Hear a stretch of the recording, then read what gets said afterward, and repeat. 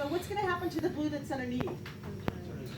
It's going to look kind of green, right? So now instead of just having a yellow and a blue side, I'm going to have a yellow, green, and blue side. But I have this little tiny piece up here that's yellow. Maybe I'm going to put red on top of that. What's going to happen to that red? It's going to perceive as orange, right?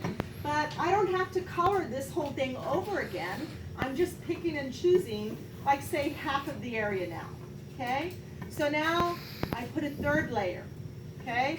I'm going to go for 5 seconds. 1, 2, 3, 4, 5.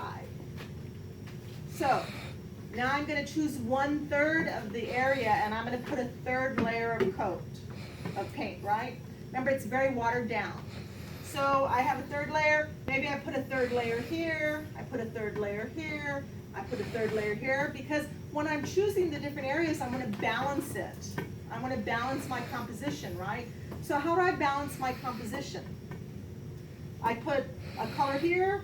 I put a color here. I put a color there, like I'm moving back and forth, right? So if I put something on the top, I put something on the bottom. If I put something on the left, I put something on the right, okay?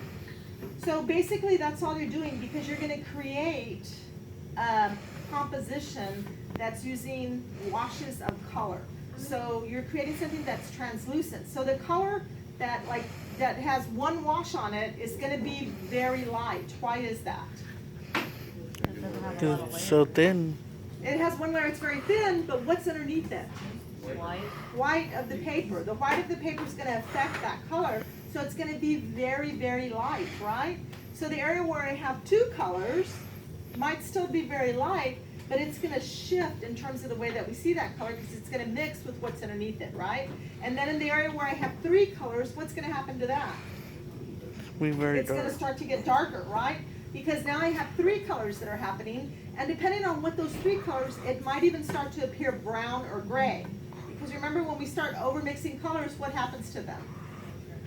Muddy brown. They start to get muddy, right? And you start to lose that color quality, so they start to become more neutral.